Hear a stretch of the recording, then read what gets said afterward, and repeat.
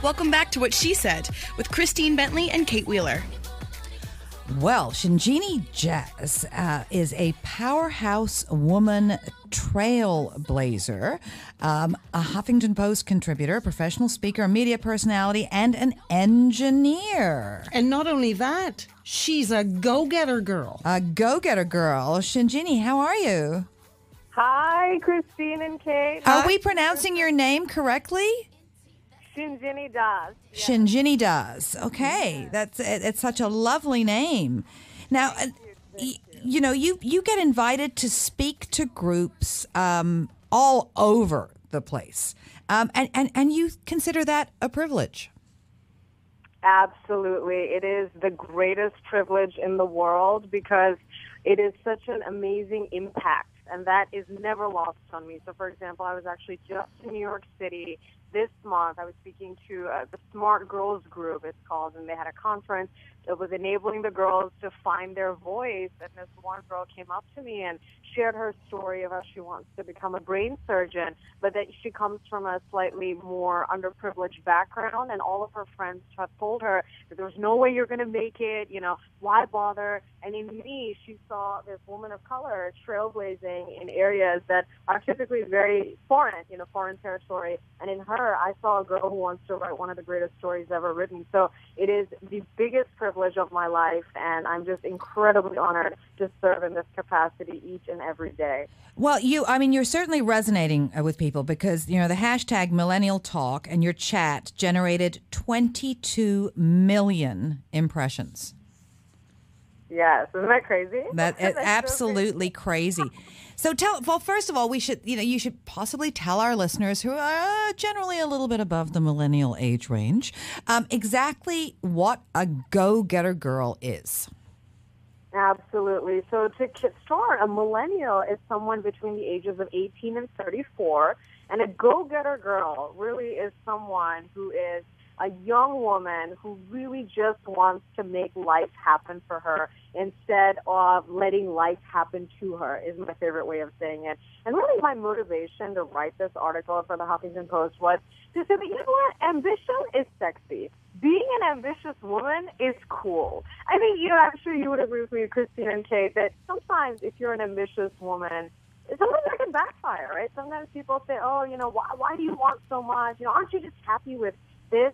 And it's like, what? No, I'm not happy with this.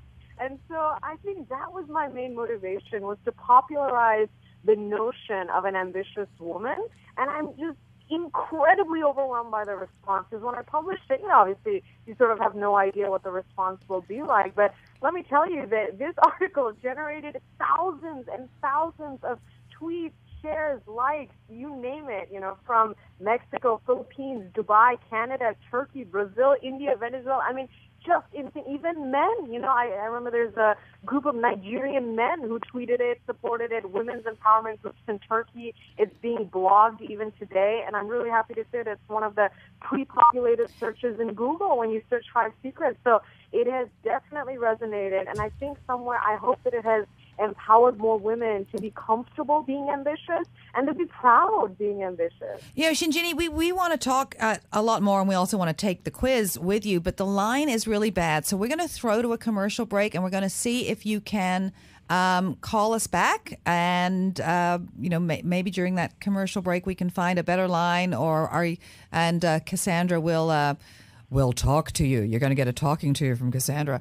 So stay with us here at SiriusXM, What She Said, channel 167. That's Canada Talks. And we will be right back with Shinjini Das after the break.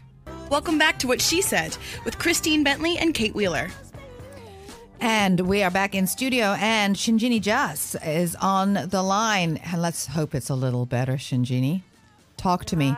Yes, can you hear me? Yeah, Yes. That's a little better. Thank you. You're not breaking up, because we want people to be able to hear you, because you're going out on SiriusXM Canada Talks 167 right across North America.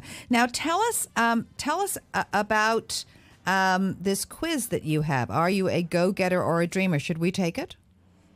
Yes, absolutely. So really the quiz and the genesis behind the quiz was to really understand where you fall in the dreamer versus go-getter scheme, right? So a couple of the questions center around, are you more short-term goal-focused or long-term goal-focused?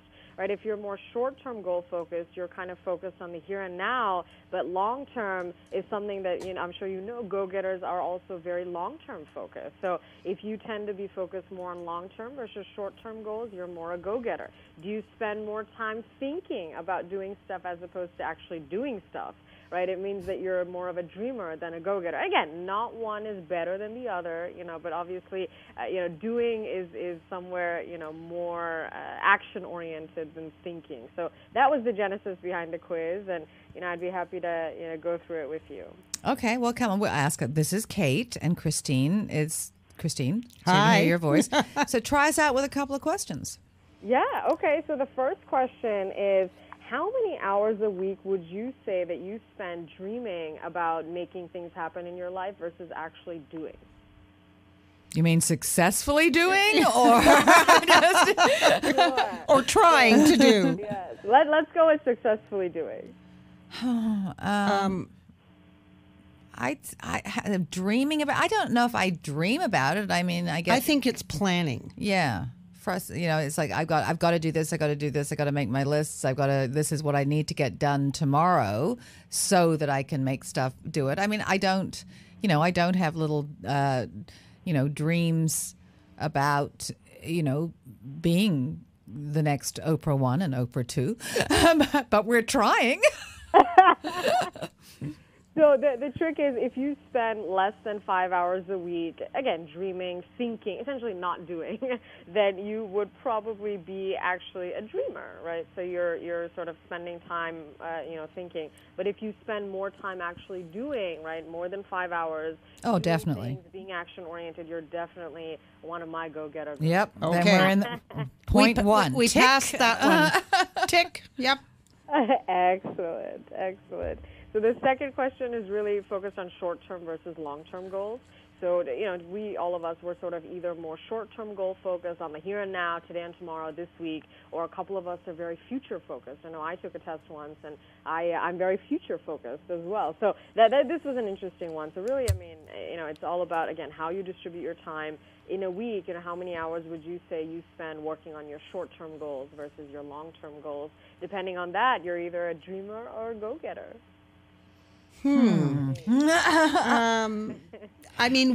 We spend many hours a week working on the short-term goal because we have a show to put together. So there's just hours and hours that go into that, and then we work side by side with that on things that we think are going to grow our long-term goals. So I don't know exactly how to answer that question. I'd say it's 50-50, actually. I'd say it's 50-50 because I have to keep from the business, but Christine runs the content side. She's the content queen of the show. And I sort of run the business side. So we, are out there trying to find advertisers and sponsors, but we're also, launching a vodcast, a video show of our little recorded segments of the guests. So we're, trying to go out and do that. So that's a future goal. But I've also got to meet payroll every week, so I have to have both going all the time. Yeah, well, absolutely, and I think you hit the nail there. Equal distribution of your time is really important. Like you said, somewhere the short-term goals lead to the long-term goals. Mm-hmm. So I feel like you're both go-getters, though. I think we've established that. Mm-hmm. Mm-hmm. Yes, and then kind of this is one of my favorite question. The last question is, how would your friends describe you? I think this is a really great way to figure out what you are in any capacity. Would your friends call you more of a dreamer or a go-getter? Oh no, I think friends would absolutely. I'm going to speak for Kate here. Would absolutely describe her as a go-getter, not a dreamer. Perfect. She's completely practical. She doesn't. There's no pie in the sky, airy-fairy stuff. Yeah. No, there's waking up at 4:30 in the morning and panicking. Okay, got a question? Next question? No, that's it. There's that's just it. three big questions. There are three big questions. Okay. You know what I'm curious about, Shinjini, because you interact so much with millennials.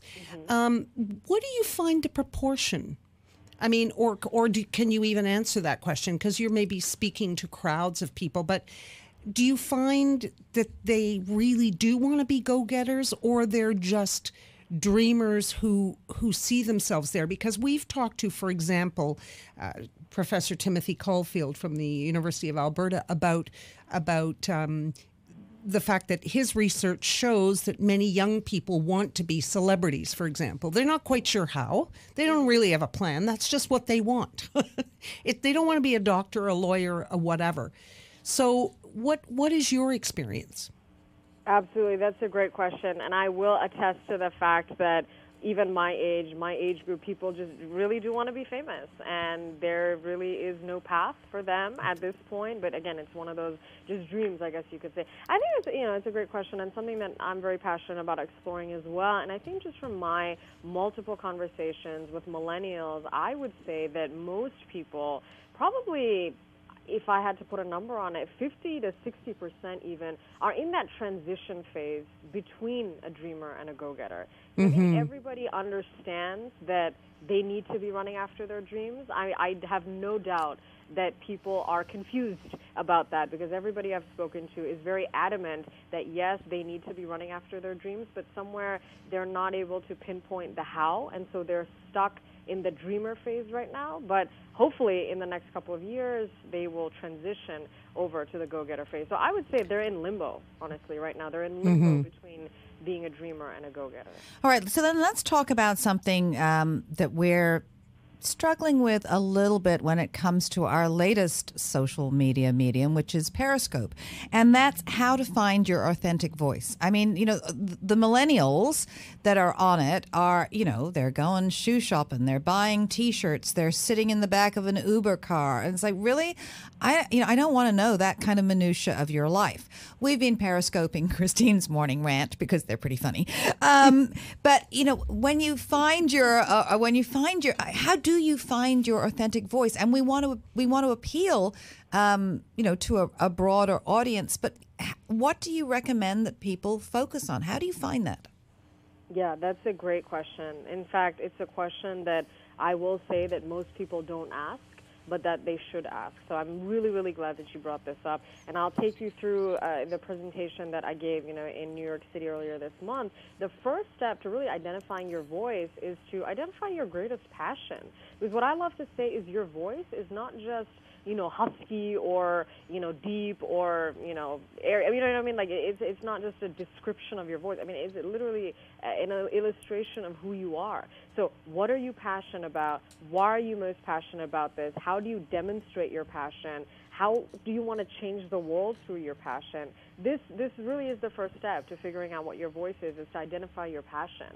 The next step is to really build your voice, right? So to figure out, okay, well, if this is my passion, how do I demonstrate that each day of my life? In which areas, right? So I think it's really, really easy to sort of say that, yeah, I'll do X, Y, and Z in the future, but really to focus on, okay, well, if this is my passion, what am I doing today to build that voice? Because really your voice is a reflection of your personality, your characteristics, your demeanor, your life experiences, which is why I always say that you really need to be living sort of outside your comfort zone, right? Because if you're stuck in the zone of who you think you are and what you should always be, it's very difficult to grow and evolve. And as you grow and evolve, your voice grows and evolves. And I've seen that personally in my own life. Like you said, the more people I've talked to, the more experiences I've heard, who are even very different from me. I think my perspective has grown, and so my voice has matured accordingly. So that's really step number 2, is to build your voice by figuring out key areas in your life that you can contribute to each and every day that'll take you hopefully out of your comfort zone. And then the last one is honestly my favorite, is to empower your voice, right? And I think this is something that people really don't talk about that much. It's like, well, why do I need an empowered voice? Because if you are empowered, I know you'll definitely agree with me here, Kate and Christine, if you are empowered, your voice is empowered, and thus you are able to enable and empower literally millions. With media, and in your case, radio show, I mean, the reach is just through the roof, right? So it's really, really important to create that empowered voice. And to create that empowered voice, begins with self-confidence. Make sure that you are focusing on your strengths and somewhere mitigating and or dealing with your weaknesses or, points of improvement. But really, engage in exercises for self-awareness. and figure out, what makes you you, and go after those things, because as you evolve, your voice evolves. This is What She Said on Channel 167, Canada Talks, SiriusXM. And we are talking to Shinjini Das, all about what it takes to be a go-getter girl. Shinjini is a powerhouse woman trailblazer. She's a Huffington Post contributor. She's a professional speaker, a media personality. And she also, I think, empowers huge numbers of young millennials and others to follow their path. Do you have any specific tips for the way that women specifically can thrive in business? Absolutely, absolutely. In fact, too many, but I'll give you my top ones. The first one is really to capitalize on opportunities by literally raising your hand. I think this is something that is so simple, but at the same time, is something that just needs to be said a lot more, because, women, sometimes it's tough, right? I mean, it is a very male-dominated world. Business definitely is, but to really get up there and advocate for yourself and really capitalize on opportunities by reaching for them, not waiting to be asked by people, not waiting to be invited to the table, to really say that, hey, I would love to take this on. I may not know exactly how this goes, but I'll figure it out along the way. And again, this is something that I have personally done in my life, going from the whole, and I'm sure you can relate, we're all sort of perfectionists in some ways, that it has to be perfect. But the minute I switched my mindset to a growth mindset, to say that, I don't know everything, but I'll learn, I'll figure it out. I mean, my life has, done a complete 360, as, you can tell. So, I think I'm a big believer in that, is just literally raise your hand, get those opportunities. Sometimes it is premature, but you will learn along the way. So that's tip number one. Tip number two is effective communication. I think this is so huge in terms of, really express what you're feeling, express your concerns, express your successes, advocate for yourself either way. It's really, really important to communicate well in business. So that's number two. And then number three is to really have a big picture mindset, as well as a focus on the details. Because I'm sure you'll notice leaders today have very effective ways of capturing details as well as the big picture. They're really able to see both. So versatility is really important, and I would encourage all women to keep an eye on the details as well as the big picture. Well, you're right on when you talk about that, because we've talked, Kate and I, about, and I'm sure you've seen this information, that they say, for example, job applications. A man will look at the qualifications that are required, and he'll say, I have 3 out of 10. I'm good to go. I'm applying. A woman will look at it and go, I only have 8 out of 10. I'm not applying. And that's maybe the difference. Absolutely. And you know what? I'll be honest. Again, I'm sharing this because it's personal, because it's true. I've made that transition from being that, woman who has the 8 out of 10 and going, I don't know, I don't have the 2. But now, I've made that transition where I'm like, I have 3, but I learned the 7. And I think that is huge. That is absolutely huge, because you're taking yourself out of the game if you don't apply, if you have 8 of the 10. You know what I mean? So you definitely want to take those risks. It's hard. I mean, risk-taking is not easy. If it were that easy, then, a lot more people would be doing it. But I would encourage all women and men to just jump in. And have you had to develop a thick skin? Because, we again, this is something we talk about to women, and they have said that to us. If a man behaves a certain way, he's confident, he's a leader, he's empowering. A woman who behaves exactly the same way is difficult or tough or a bitch, or do you know what I mean? Absolutely, absolutely. And you know what? In my, in my young years, I mean, I've already sort of experienced a little bit of that, in the sense that, when I was exploring all of this, out of college, the speaking, the writing, you can understand it's a very public role. It's a very glamorous role. People are like, oh, Shinjini's a diva. Right? It is normal, right? It is normal. The way I look at it is that, I am working hard towards my dreams. And again, this is for all women out there. They're working hard towards their dreams. They're making it happen for themselves. They have no reason to be apologetic about their success, about how much money they're making. I know that's also a common thing. I mean, today a lot of women, make more than their spouses, than their counterparts, and so it's a topic of sometimes concern for women. But my thing is, you earned it. you're doing this all on your own, on your own merit. So be proud, and absolutely. I mean, to answer your question, I have a very thick skin, as I'm sure you do too, because there's no other way. Like, how else would you survive?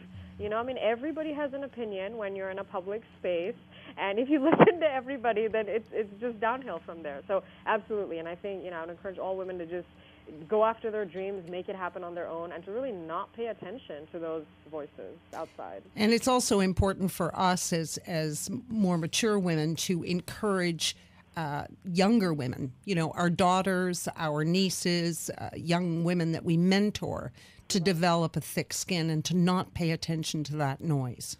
Absolutely, absolutely. And I think that comes from self-confidence. It comes from girls engaging in habits, whether that's sports or music or hobbies that really channel their passion into other areas, so that they're so confident that they just literally don't care about what other people are saying. And I know I've had the fortune of, having really, really amazing parents who've instilled that in me, and I want to keep doing that, with my sister, with my hopefully, future daughter, and it's important. It's very, very important. So, Shinjini, how can people get your message? Where can they find you? Where can they follow you? Yeah, so I'm all over. I'm all over. The best way would be to follow me on Twitter. I'm at Speaker Shinjini. That's SpeakerShinjini. Very, very avid user of Twitter, as well as Facebook. Follow my public page. I'm at Speaker Shinjini, www.facebook.com/Speaker Shinjini. On Instagram, Speaker Shinjini. As you can see, there's a trend. I'm all over the place at Speaker Shinjini. My website is www.shinjinidas.com.